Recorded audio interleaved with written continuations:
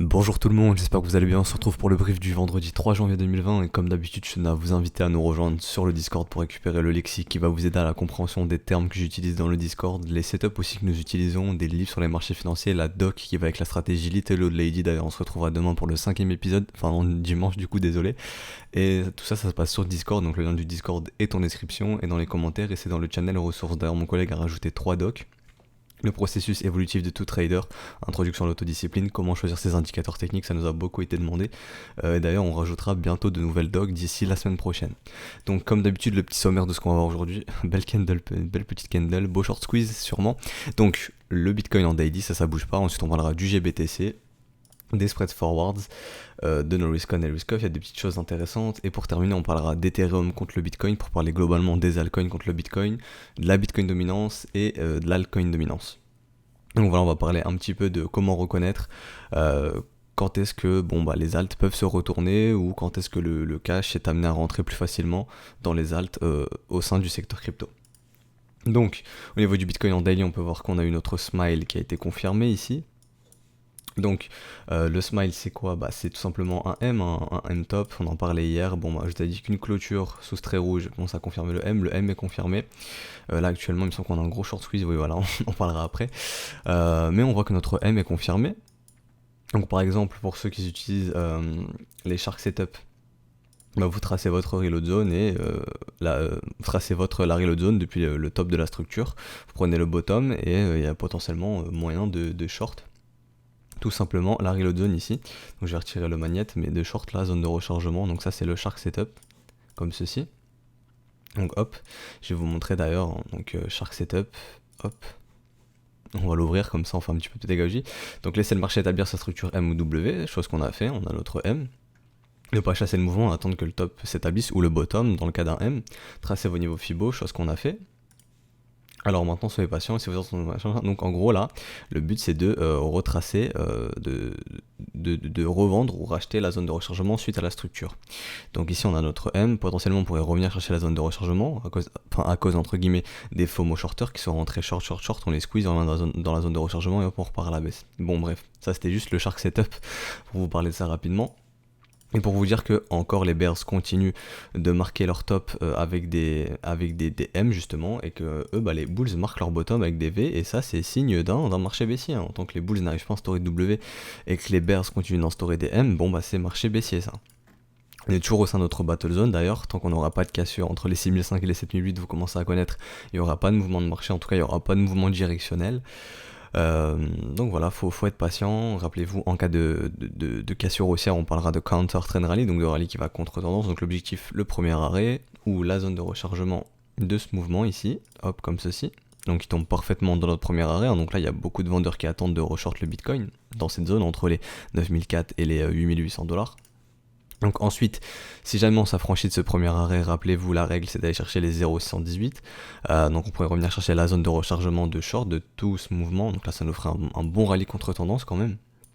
Et en cas de cassure baissière, rappelez-vous, garage zone, donc d'ailleurs je l'ai réajusté avant le brief, donc entre 5005 et 4900$, notre target AB égale CD, donc AB égale CD qui nous ramènerait sur les 5003. Rappelez-vous, dans le volume profile, il y a un énorme creux ici, donc ça joue comme un trou, comme un aimant qui attire le cours, donc on pourrait revenir retravailler cette zone. Rappelez-vous, au début le creux était comme ceci, on est en train de combler ici, donc on pourrait revenir combler ici.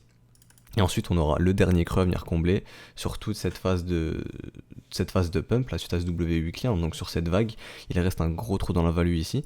D'ailleurs on n'a pas eu notre wake of check, rappelez-vous on n'est pas revenu taguer la neckline de notre W weekly, donc potentiellement revenir sur les 4200$ et aussi ce AB égale CD qui nous ramènerait sur les 4000 avec un setup R2D2 déclenché d'ailleurs. Donc maintenant on va aller voir un petit peu du côté du momentum, donc déjà de l'OBE, on va aller voir un petit peu. Donc le cash semble toujours sortir, l'argent part du marché, donc voilà, rien de plus à dire William, rien de plus à dire. On avait eu un petit M sur MACD ici, je sais pas si vous allez le voir, mais voilà notre petit M ici, je vais mieux le dessiner quand même. Voilà, comme ceci qui a été confirmé ici. Mais la divergence n'est toujours pas avalée, rappelez-vous, pour avaler la divergence, il faut aller break ici, donc d'ailleurs je vais le mettre. Il faudra aller break ici pour invalider cette divergence. Donc si jamais le momentum va dessous ce niveau, cette divergence est avalée, donc n'est plus d'actualité. Niveau du RSI, on peut voir qu'on avait une autre M, hein, donc un momentum contrôlé par les bears maintenant, en tout cas sur le RSI. Et pour inverser ça, ce qu'on aimerait voir, c'est un W. Hein. Tant qu'on n'a pas de W, le momentum ne sera pas contrôlé par les bulls et continuera d'être contrôlé par les bears. Donc, on va aller voir un petit peu nos spreads forwards. Donc au niveau de nos spreads forwards, la même chose, on a instauré notre petit M comme ceci ici là. Vous voyez, on a un petit M ici. Bon, à voir, c'est à faire son taf. Si ici on instaurait un top sur les spreads forwards, l'objectif serait très certainement d'essayer de repartir sur la neutralité, voire de partir en backwardation. Hein. Donc c'est ce qu'on cherche dans un marché baissier. On cherche des spreads en backwardation, donc de l'offre supérieure à la demande. Pour l'instant c'est pas le cas, on est toujours sous Contango. On a réussi à instaurer un petit M. Faut voir la suite maintenant comment ça va se poursuivre. Au niveau de nos risk-on et risk-off, c'est la fête sur le gold, sur le yen, sur nos bonds. Nos risk-off font la fête. Bitcoin, il retombe un petit peu. On voit que le S&P se replie un petit peu. On peut toujours pas faire un top depuis ce sommet, hein, donc c'est un sommet plus haut. Voilà, faut attendre de voir comment ça va se développer. Rappelez-vous, nous, ce qu'on attend, vu nos prix sur le risk-on, c'est plus des structures baissières hein, pour lancer des phases de retracement de ce mouvement. On peut voir que le pétrole, on a un petit pump. Bitcoin aussi, là, on a un petit short squeeze. Et voilà, bref, ce qu'on attendrait sur nos risk-on, c'est un M-top et que nos gold poursuivent de monter. Et si nos gold, nos risk-off continuent de monter, et si par exemple le gold instaure son M-top avant et que lui, le S&P continue de faire sa route, ça voudrait dire que le choix a plutôt été pris pendant plusieurs jours du moins. Le cash continue de rentrer sur nos risk-on et ça pourrait être potentiellement bon signe sur nos risk-on, donc sur Bitcoin. Rappelez-vous, on attendra la structure qui se mettra en place, si ça sera un M ou un W, donc là ça pourrait partir en W sur le BTC. Voilà, surveillez nos risk-on, si on instaure un M sur l'autre S&P, sur le pétrole, etc. Ça voudrait plutôt dire que le cash a l'air de plus vouloir aller dans nos risk-off, donc dans le gold par exemple, dans nos bonds, dans le yen. D'ailleurs le yen qui nous a fait son W ici, hein, donc voilà, faut noter, on avait un V, rappelez-vous, on a transformé ça en W, donc assez bon signe sur le yen. Sur le gold on a continué les W dans les W, là on a un bon pump. Nos bounds, on est en train de revenir tester ce V bottom, hein, donc on pourrait établir un plus gros W par la suite, mais là ça va demander énormément de travail, donc voilà, à noter. Faut surveiller. Si on a un consensus qui est plutôt bearish sur nos assets à risque, ça pourrait faciliter la cassure de cette battle zone à la baisse. Si au contraire ici on a un M qui se met en place sur nos risk off, le cash pourrait continuer de rentrer dans nos risk on et ça pourrait potentiellement voire être bullish pour Bitcoin qui pourrait résoudre sa battle zone à la hausse. Essayer de savoir un petit peu comment les capitaux naviguent au sein du marché. Donc on va aller sur GBTC, et GBTC qui est toujours décorrélé, hein, lui qui continue sa baisse. D'ailleurs on va retirer ça, on n'en a plus besoin. Hop, donc lui GBTC qui continue de baisser, hein, donc voilà ce creux ici, ce creux plus bas. Il me semble qu'on a été faire encore un creux plus bas sur GBTC. Voilà, on a été de pas beaucoup, mais on a été faire un nouveau creux plus bas, donc pas possible d'instaurer un W depuis ce creux, faudra attendre. Donc c'est devenu un M du coup, hein, enfin à confirmer, faudra faire une clôture sous ce creux ici. Mais on a été faire un creux plus bas, donc pendant que lui le Bitcoin ne va pas faire de creux plus bas, on a le GBTC qui va plus bas. Donc pour ceux qui ne savent pas, le GBTC c'est un moyen pour les investisseurs traditionnels de pouvoir spéculer ou investir dans le Bitcoin sans devoir en garder en leur possession. Donc c'est comme un ETF grosso modo. Donc c'est intéressant de noter que lui, notre GBTC est déjà en train de baisser comme ceci, alors que lui le spot price ne le fait pas. Donc voilà, on a une petite décorrélation et faudra voir où ça nous mène. Hein. Donc voilà, donc on va aller parler un petit peu du Bitcoin en H4.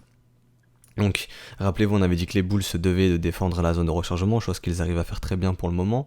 Fallait qu'ils gardent le cours dans la value pour garder ces trades des 80% effectifs, donc actives, hein, qui nous dit que tant que nous restons dans la value, enfin on était chercher la value basse, on a réintégré la value avec 2 candles consécutives, et tant qu'on reste dans cette value, il y a 80% de probabilité d'aller chercher la value haute, donc les 8800$ actuellement, donc tout pile sur les 0,618.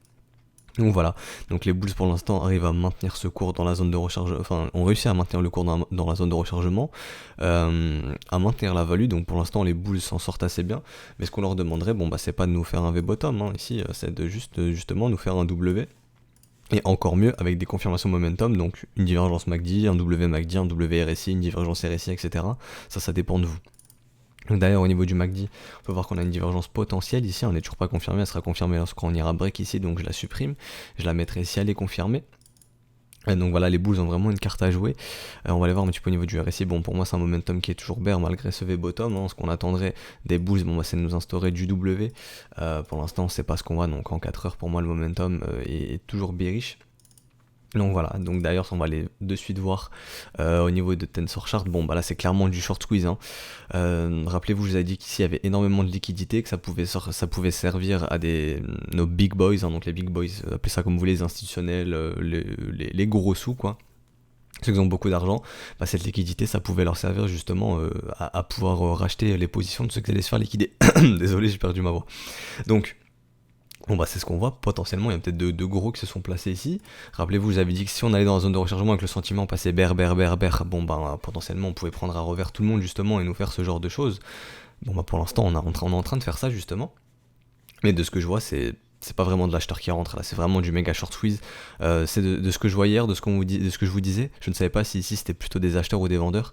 Et justement, quand on est passé sous tous ces creux ici, normalement il y aurait dû y avoir énormément de stop, énormément de liquidation. Et c'est chose que je n'ai pas vu. J'ai vu à peu près de mémoire, je crois que c'était 31 millions de liquidation. C'est pas tellement énorme comparé à tous ces creux ici. Je m'attendais à vraiment plus de liquidation.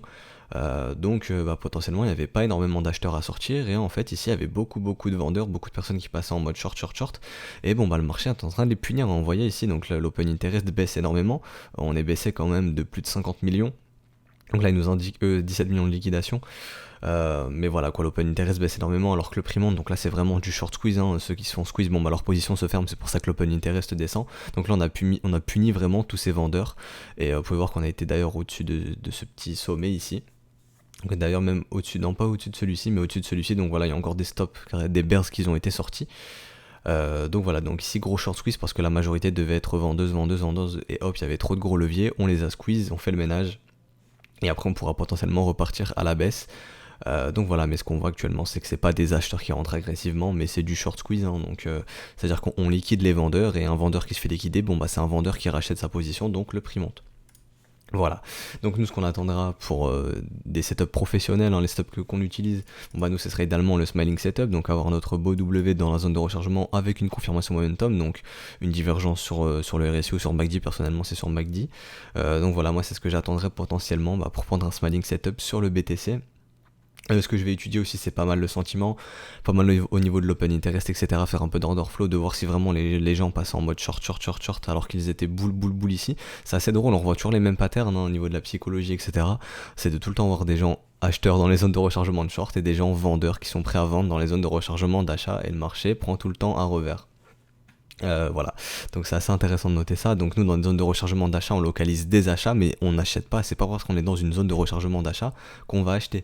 Nous ce qu'on veut c'est trois raisons, donc la localisation, donc la zone de rechargement, ensuite la confirmation momentum et la structure. Donc c'est pour ça c'est toujours important d'attendre nos confirmations momentum et nos structures et de ne pas acheter un simple prix.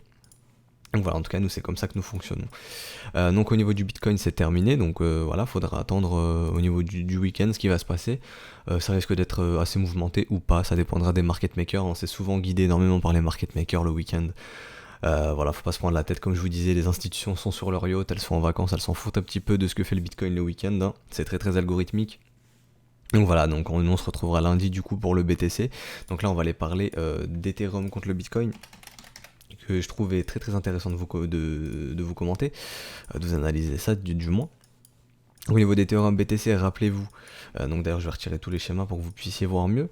Rappelez-vous, on disait qu'on avait un M qui pouvait se confirmer, donc c'était bearish, hein, donc on a notre M qui a été confirmé, mais qui pouvait se faire avaler par un méga W, et ça serait méga bullish quand vous avez une structure bearish, quand c'est dans une structure bullish. Ça fait que si vous avez un maximum de vendeurs qui sont coincés et qui se font squeeze si ce W se confirme, et ce qui fait qu'ils vont le prix va monter et ils vont devoir ils vont se faire bouffer leur stop, leur liquidation, et donc voilà, ça va alimenter la hausse, hein. C'est du short squeeze. Et en plus ça nous fait une magnifique structure bullish, hein, ce qui montre que malgré cette structure, les bears par la suite n'ont pas réussi à pousser le prix plus bas que ce bottom, mais au final ça nous a formé un W, donc c'est très bullish. Donc actuellement on peut voir qu'on a notre M, donc je vais remettre les schémas. Attention, nous sommes quand même dans la zone de rechargement, je vais pouvoir retirer tout ça. Voilà, donc ça on s'en fiche un petit peu maintenant, c'était le petit retour en reload zone qu'on avait identifié. Donc on peut voir qu'on n'avait pas réussi à breaker le premier arrêt de cette vague, ça nous faisait potentiellement une target AB égale CD qui nous ramènerait beaucoup plus bas, hein, sur les 428 000 sats si je dis pas de bêtises. Donc voilà, pour l'instant on est dans la zone de rechargement, on a une autre M confirmée, donc ce qu'on pourrait avoir, bon, bah, c'est tout simplement le wake off check, hein, donc de revenir tester la neckline de ce M, donc à noter, hop comme ceci, donc on pourrait juste refaire le tag de notre neckline et repartir à la baisse plus tard. Et si à contrario ici on part pas à la baisse, bon bah de transformer ce V comme ceci, donc là c'est un V en W, qui sera confirmé ici, et là ça serait très très bon signe pour les alts, hein, parce que moi j'estime que Ethereum contre le Bitcoin, c'est celui qui va leader le marché entièrement des alts, hein. Si Ethereum contre le Bitcoin est bearish, bon bah généralement toutes vos alts seront bearish contre le Bitcoin, ou voilà une grosse partie à part les petites capitalisations quoi. Et si l'Ethereum est bullish, bon bah ça peut pas mal aider justement les autres alts, et on va aller en venir justement, sur l'altcoin dominance. Donc rappelez-vous, comme on en parle beaucoup dans les Little Old Lady, nous ce qu'on attend c'est vraiment un beau W là qui pourrait se dessiner comme ceci sur l'altcoin dominance, qui pourrait nous montrer qu'on est prêt à retracer cette vague, hein. Donc ça marche, ça fonctionne comme un marché, donc que des capitaux soient prêts à plus rentrer dans les alts que dans le Bitcoin. C'est-à-dire que si on a un pump de la capitalisation globale du marché, donc du market cap total des crypto-monnaies, et ben l'argent serait plus apte à aller dans les altcoins que dans le Bitcoin. Donc admettons on pourrait avoir un pump du Bitcoin comme ceci et un pump des altcoins comme ceci à la place. Vous voyez ce que je veux dire? Donc ça serait déjà bon signe. Donc voilà, tant qu'on n'a pas de W sur l'altcoin dominance, ben pour moi ça veut pas dire que la capitaux rentre dans les alts, hein. Au contraire, ça peut se transformer en un M cette histoire. Donc si ça se transforme en M, c'est très mauvais signe. Comme j'avais déjà expliqué, si le cash est amené à sortir les crypto-monnaies, bon bah le Bitcoin baisserait comme ça et les altcoins baisseraient comme ça, ou si le cash est amené à rentrer dans le marché, c'est-à-dire qu'on a une vague de retracement, bah le Bitcoin pourrait retracer comme ceci, alors que les altcoins pourraient juste retracer comme ceci. Donc voilà, on pourrait faire des plus gros retracements sur le Bitcoin que sur les alts. Donc nous ce qu'on va surveiller, c'est si on voit un W sur l'altcoin dominance, là ça serait vraiment très bon signe pour les alts, hein. Donc ça nous ferait aussi logiquement notre beau W sur l'Ethereum contre le Bitcoin, donc des capitaux rentrent plus massivement dans les alts que dans le Bitcoin, donc voilà, c'est très très bon signe. Et c'est à dire que même en cas de baisse, en cas de baisse du marché total, et ben les altcoins prendraient moins cher que le Bitcoin, on aurait une décorrélation à ce niveau-là. Vu que les capitaux logiquement sembleraient rentrer plus dans les alts que dans le Bitcoin, bah elles en sortiraient logiquement moins, elles sortiraient moins des alts que du Bitcoin, tant qu'on arrive à hold ce W, qu'on ne transforme pas de M ensuite. Donc on pourrait revenir retracer, donc c'est-à-dire que potentiellement revenir sur les 43% au niveau de l'altcoin dominance, retracer la moitié du mouvement, donc les 48%, voire nous faire un big retracement et revenir dans la zone de rechargement de short, etc. Donc là j'analyse ça comme un asset, hein. Pour moi ça fonctionne de la même manière, et à contrario, si on a une résolution baissière entre le niveau des 34% et des 28%, bah ici on avait notre target AB égale CD, on s'arrêtait tout pile dessus, bon bah moi j'envoie une nouvelle, target AB égale CD, ça nous ramènerait sur la market structure, donc sur la trendline de notre précédente market structure ici, aux alentours des 17-18%, donc dans la zone de rechargement d'ailleurs, et bon bah ici on attendrait encore un nouveau W pour nous indiquer que bon bah cette fois-ci ça peut rentrer potentiellement, si ce n'a pas été le cas ici, donc ça voudrait dire que les alts bon bah dégueulent, hein, par contre contre le Bitcoin. Donc voilà, donc d'ailleurs on va aller en parler du Bitcoin, de la Bitcoin dominance. Bon bah c'est exactement la même chose, hein. C'est la réciproque de l'altcoin dominance. Donc ce qu'on voit ici, c'est que d'ailleurs on est revenu dans la battle zone, donc je vais la supprimer.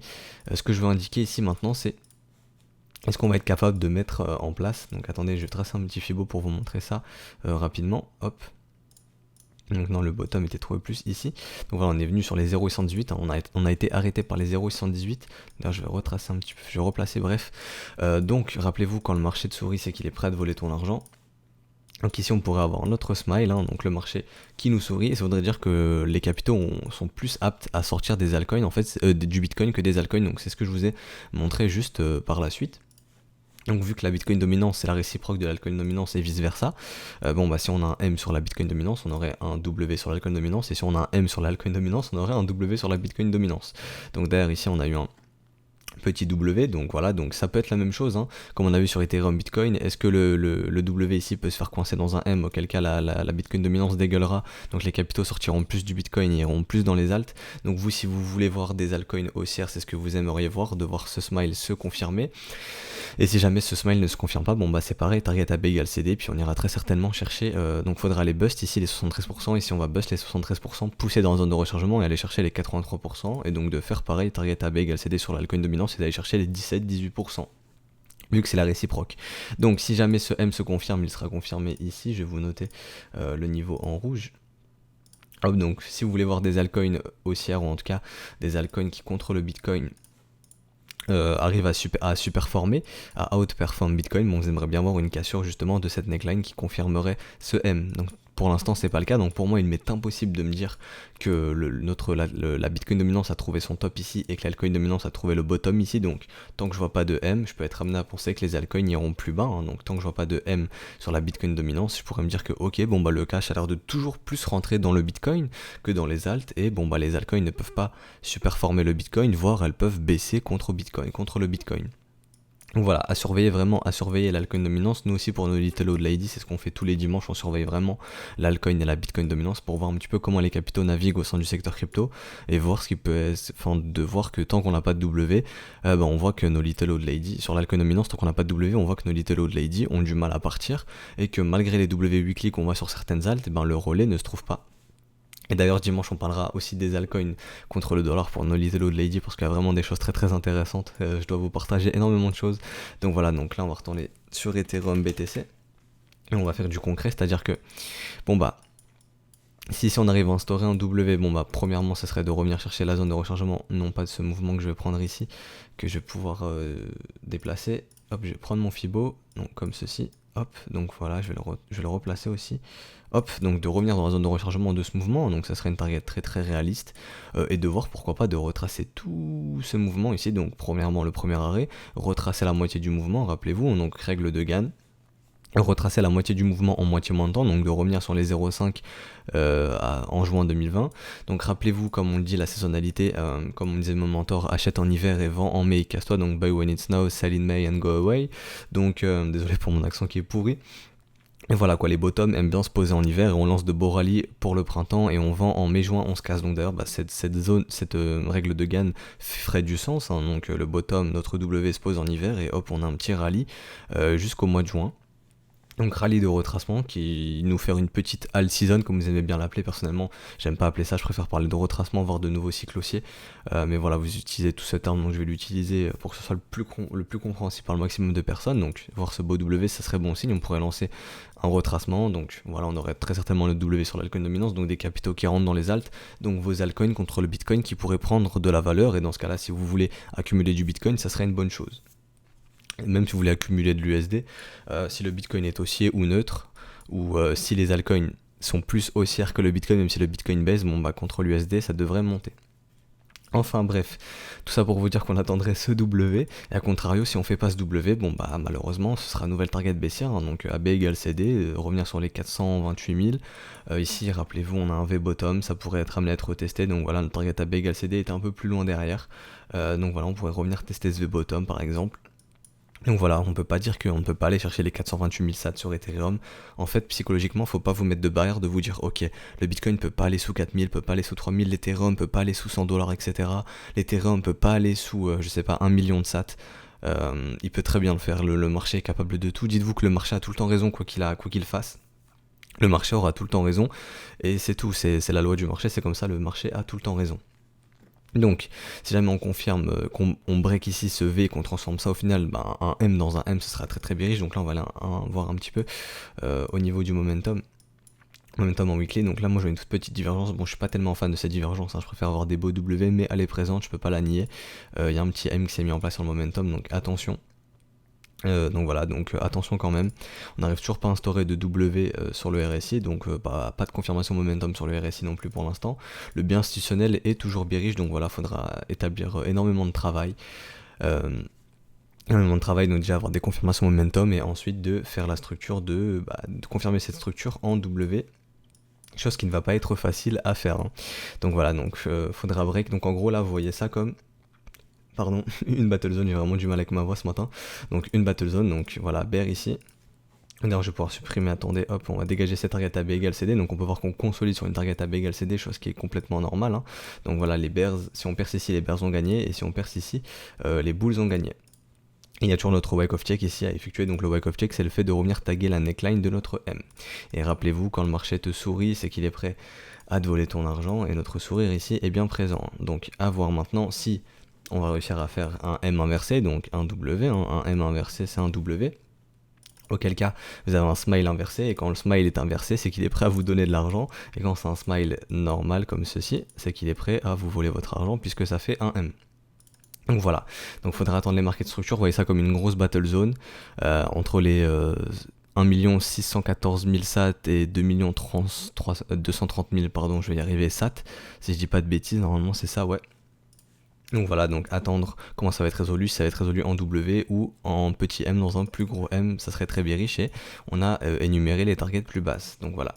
Donc si ce brief vous a plu, n'hésitez pas à vous abonner, activer la petite cloche, je répète, c'est un brief quotidien du lundi au vendredi. Donc lâchez un petit like, un petit commentaire, ça récompense pour le travail qui est fourni.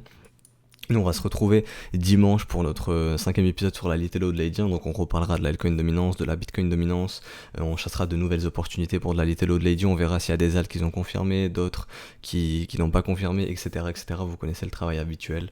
Donc je tenais encore à m'excuser pour les 2 briefs qu'il n'y a pas eu cette semaine, hein. Donc là on est reparti pour une année. Il se peut que mi-janvier, je vous préviens maintenant si vous êtes encore là, que mi-janvier j'ai une petite absence ou deux. Je vous tiendrai au courant de toute façon, mais voilà, je préfère vous prévenir maintenant pour ceux qui sont restés jusqu'à la fin. Mais je vous le rappellerai dans les prochains briefs la semaine prochaine si jamais j'ai du nouveau. Voilà, donc moi je vous souhaite un excellent week-end. On se retrouve dimanche pour la Little Old Lady, donc pour le 5ème épisode. Allez, ciao tout le monde.